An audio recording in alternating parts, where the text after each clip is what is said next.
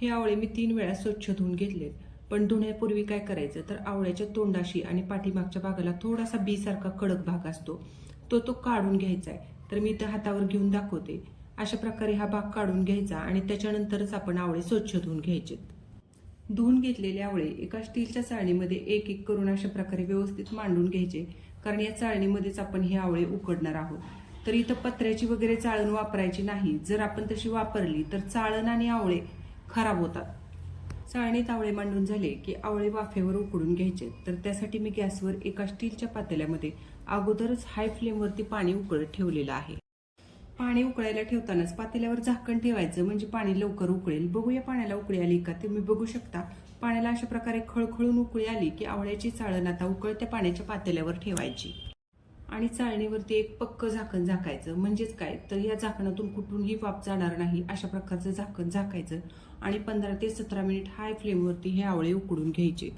आवळे उकडायला ठेवले होते, त्याला 15 मिनिट झाले. तर बघूया आपण आता आवळे शिजले का ते. तर चाळणीवरचं झाकण काढते मी आणि आता बघू शकता तुम्ही झाकण काढल्यानंतर 15 मिनिटांमध्येच आपले आवळे इथं शिजून झालेले आहेत. अशा प्रकारे आवळ्यावरती उभ्या चिरा पडतात तेव्हा समजायचं की हे आवळे व्यवस्थित शिजलेले आहेत. एवढंच आपल्याला याला शिजवायचं आहे, याच्यापेक्षा जास्त शिजवायचं नाही, नाहीतर कॅन्डीला शेप राहत नाही. उकडून घेतलेले आवळे थोडेसे थंड झाले की त्याच्या फोडी अशा प्रकारे सेपरेट करून घ्यायच्या आणि बी काढून टाकायचं. आपल्या चॅनलवरती आवळ्याची कॅन्डी, आवळ्याचा मोर आवळा, शिवाय केसांच्या वाढीसाठी आवळ्याचं मस्त असं तेल बनवलेले व्हिडिओ सुद्धा मी अपलोड केलेले आहेत. तर लिंक डिस्क्रिप्शनमध्ये देते, तर ते व्हिडिओ सुद्धा तुम्ही नक्की बघा, तुम्हाला आवडतील. आवळ्याच्या सगळ्या फोडी इथं मी सेपरेट करून त्यातले बी काढून टाकले. एका भांड्यामध्ये सेपरेट करून घेतलेल्या आवळ्याच्या थोड्या फोडी घालायच्या आणि आता या फोडींवरती घालायची आहे पिठी साखर. तर मी तुम्हाला अगोदर सांगितल्याप्रमाणे तुम्ही 1 किलो किंवा 1.5 किलो पिठी साखर वापरू शकता. तर पहिल्यांदा या फोडींवरती एक लेअर द्यायचा पिठी साखरेचा आणि आता 1 बाय 1 करत आपण सगळ्या फोडी आणि साखरेचा बिर्याणीप्रमाणे लेअर देऊन घ्यायचा. आवळ्याच्या सगळ्या फोडी मी इथं साखरेने कव्हर करून घेतलेल्या आहेत. तर आता याच्यावरती एक झाकण घालायचं आणि झाकण घालून याला 2 तास असंच ठेवून द्यायचं. 2 तास झालेले आहेत. तर याच्यावरचं ताट काढून आपण बघूया. तर ताट काढल्यानंतर बघू शकता तुम्ही इथं आवळ्याचा रस आणि साखरेचा पाक याच्यामुळे एक प्रकारे इथं कच्चा पाक तयार झालेला आहे. आता याला हलक्या हाताने थोडंसं ढवळून घ्यायचं आणि आता दर 2 तासांनी आपण दिवसभर याला अशाच प्रकारे ढवळून घ्यायचं आहे. म्हणजेच याच्यातली साखर विरघळेल सुद्धा आणि पाक चांगला फोडींवरती मुरेल सुद्धा. दर 2 तासांनी आपण याला संध्याकाळपर्यंत अशा प्रकारे थोडंसं ढवळून घेतलं 3-4 मिनिट तर संध्याकाळपर्यंत याच्यातली साखर विरघळते. साखर विरघळल्यानंतर याच्यावरती झाकण घालायचं आणि रात्रभर असंच ठेवायचं आणि दुसऱ्या दिवशी सुद्धा आपण पुन्हा दर 2 तासांनी याला फक्त ढवळून घ्यायचं. 2 दिवस झालेत. आवळ्याच्या फोडी आपण या साखरेच्या पाकासोबत ठेवल्या होत्या ते. तर तुम्ही बघू शकता इथं अगदी मस्त कलर आलेला आहे. सगळी साखर याच्यामध्ये विरघळलेली दिसते. साखरेचे कण कुठेही दिसत नाहीत. ही महत्वाची गोष्ट आहे की साखर विरघळून घेणं फार गरजेचं आहे, नाहीतर ती फोडींवर साचते आणि कॅन्डी खाताना करकर लागते. स्टीलच्या पातेल्यावरती एक मोठा झारा ठेवलाय मी, कारण याच्यातून आपण आवळ्याच्या फोडी आणि रस वेगवेगळं करून घेणार आहोत. आवळ्याच्या फोडी आणि हा कच्चा पाक आता आपण या झाऱ्यातून गाळून घेऊया. तर आता गाळून घेतल्यानंतर आवळ्याच्या फोडी या झाऱ्यावरतीच आपण अशाच 5 ते 7 मिनिट ठेवायच्या, म्हणजे याच्यामध्ये जे एक्स्ट्राचा रस आहे तो निघून जाईल. आवळे निथळतायत तोपर्यंत आपण पुढची तयारी करूया. त्यासाठी घ्यायचं एक स्टीलचं ताट. या ताटामध्ये आता एक पातळ असा स्वच्छ गमछा अंतरायचा आणि व्यवस्थित असं या ताटामध्ये ते सेट करून घ्यायचं. 7 मिनिटांनी आता निथळून घेतलेल्या फोडी या ताटामध्ये व्यवस्थित अशा पसरवून घ्यायच्या. तर सगळ्या फोडी मी या ताटामध्ये घालते आणि झाऱ्यानेच थोडं याला पसरवून घेते. आता ताटावर अशा प्रकारचं एखादं पातळ कापड झाकायचं, म्हणजे आवळ्याच्या फोडी पण वाळतील आणि त्यावर धूळही बसणार नाही. हे ताट आता आपण कडक उन्हामध्ये 2 दिवस ठेवायचं आहे. पहिल्या दिवशी कॅन्डी अशीच सुकू द्यायची आणि दुसऱ्या दिवशी मात्र आवळ्याच्या फोडींची बाजू बदलून ताटात ठेवायची, म्हणजे त्या सर्व बाजूने एकसारख्या वाळतील. आवळ्याच्या रसापासून आपण आता सिरप बनवूया. तर त्यासाठी इथं गाळून घेतलेल्या आवळ्याच्या रसाचं भांडं मी गॅसवर ठेवले आणि आता मध्यम आचेवरती गॅस सुरू करते आणि पहिल्यांदा याला एक उकळी घ्यायची. उकळी आली की गॅस लगेच मंद करायचा आणि आता मंद गॅसवरतीच आपण हे सिरप शिजवणार आहोत. पण त्यापूर्वी त्याच्यामध्ये घालायचे आहेत काही मसाले. 1 टीस्पून घालूया सेंधव मीठ आणि तुमच्या आवडीप्रमाणे अर्धा किंवा 1 टीस्पून मिऱ्यांची पूड, 1 टीस्पून भाजलेल्या जिऱ्यांची पूड आणि आता शेवटी घालायचे आहे 7 ते 8 वेलचीची इथं पावडर बनवून घेतली ती. मसाले घातल्यानंतर किचनभर मसाल्यांचा छान असा सुगंध येतो आणि या सुगंधावरूनच तुमच्या लक्षात येईल की आवळा सिरप किती चविष्ट होणार आहे ते. तर ही रेसिपी नक्की ट्राय करून बघा. हा रस आता थोडासा पातळ दिसतोय, याला थोडंसं आपण घट्टसर होईपर्यंत मंद आचेवरती शिजवून घ्यायचं आहे.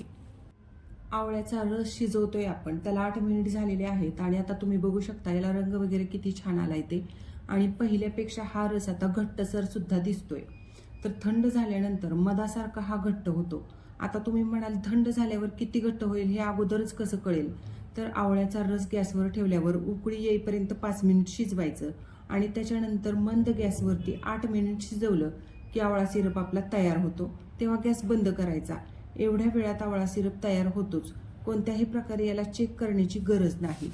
सिरप तयार झाल्यानंतर आता मी गॅस बंद केला होता, त्याला 20 मिनिट झालेले आहेत आणि सिरप कोमटपेक्षा थोडासा गरम आहे. तर आता या स्टेजला या सिरपमध्ये घालायचा आहे 1 मोठ्या लिंबाचा रस आणि ढवळून चांगलं मिक्स करायचं आहे. खूप जास्त अगोदरही घालायचं नाही किंवा आवळा सिरप पूर्ण थंड झाल्यानंतर सुद्धा लिंबाचा रस घालायचा नाही, तर याच स्टेजला घालायचा आणि मिक्स करायचं. लिंबाचा रस घातल्यानंतर चांगलं मिक्स करून घ्यायचं आणि हा सिरप आता पूर्णपणे आपल्याला थंड करून घ्यायचा आहे. आवळा सिरप इथं पूर्णपणे थंड झालेला आहे. आवळा सिरप वर्षभरासाठी साठवण्यासाठी एक काचेची बरणी स्वच्छ धुवून आणि उन्हात वाळवून घ्यायची आणि इथे एक गाळण घेतली. या गाळणीतून आता हे गाळून घ्यायचं किंवा तुम्ही याला वस्त्रगाळ सुद्धा करू शकता. मी या गाळणीतूनच आता हा आवळा सिरप व्यवस्थित असं गाळून घेते. आवळा सिरप इथं गाळून झालेला आहे. मस्त रंग आणि मधासारखं टेक्स्चर याला आलेलं आहे आणि याच्यातल्या मसाल्यांच्या चोथ्यामुळे जर हे गाळलं जात नसेल तर गाळणीतून चमचा अशा प्रकारे फिरवून घ्यायचा, म्हणजे ते गाळलं जातं. तर इथं आपला आवळा सिरप तयार झालेला आहे. स्टोअर करण्यापूर्वी याला पूर्णपणे थंड करून घ्यायचं आणि त्याच्यानंतरच आपण या बरणीमध्ये याला गाळून घ्यायचं आहे. आता याला झाकण लावायचं आणि वर्षभर हे फ्रीजच्या बाहेर आरामशीर टिकतं. फक्त याच्यामध्ये ओला चमचा वगैरे घालायचा नाही, तर कोरड्या चमच्यानेच आपण लागेल तसं याला काढायचं आहे. तर या सिरपपासून 1 मिनिटामध्ये सरबत कसा करायचा ते बघूया. तर 4 ते 5 चमचे सिरप एका ग्लासमध्ये घालायचा. 1 ग्लासभर घालायचं आहे पाणी आणि तुम्हाला जर थंड सरबत हवं असेल तर याच्यामध्ये 2 आईस क्यूब घालायच्या आणि आता पटकन याला चमच्याने थोडंसं ढवळून घ्यायचं. थोडंसं ढवळून घेतलं की आपला सरबत तयार झाला. आवळा कँडी सुद्धा आपली इथं तयार झालेली आहे. 2 दिवस आपण कपडा झाकून याला उन्हामध्ये वाळवलेलं होतं. तर तुम्ही बघू शकता ही अशा प्रकारे दिसते. आता तुम्हाला जर मोठे आवळा कँडी हवे असेल तर तुम्ही मोठे आवळे वापरा आणि नाही मिळाले तर याचीच बनवा. ही सुद्धा आवळा कँडी खूप छान लागते. अर्धा टीस्पून याच्यावरती घालायचं आहे सेंधव मीठ आणि सेंधव मीठ घातल्यानंतर याला चांगलं मिक्स करून घ्यायचं आहे. सुरुवातीला हाताने मिक्स करून घ्या आणि हे सेंधव मीठ सुद्धा ऑप्शनल आहे, जर नाही घातलं तरी सुद्धा चालेल. तर मस्त अशी आवळा कँडी आपली इथं तयार झालेली आहे. जर तुम्हाला याच्यावरती पिठी साखर घालायची असेल तर तुम्ही पोहे खाण्याच्या चमच्याने 3 ते 4 चमचे पिठी साखर सुद्धा घालू शकता. अशा प्रकारे इथं वात पित्त कफावर गुणकारी अशी ही आवळा कँडी आणि त्यासोबतच फ्रीज शिवाय वर्षभर टिकणारा हा गुणकारी असा आवळा सिरप तयार झालेला आहे. आणि या सिरपपासून आपण सरबत 1 मिनिटामध्ये कसा करायचा ते सुद्धा बघितलेलं आहे. तर आजचा हा व्हिडिओ तुम्हाला कसा वाटला ते कमेंट करून सांगा आणि हा व्हिडिओ जर आवडला असेल तर व्हिडिओला लाईक करा, शेअर करा आणि अशा छान छान रेसिपीज पाहण्यासाठी घरचा स्वयंपाक चॅनलला सबस्क्राईब करायला विसरू नका. धन्यवाद.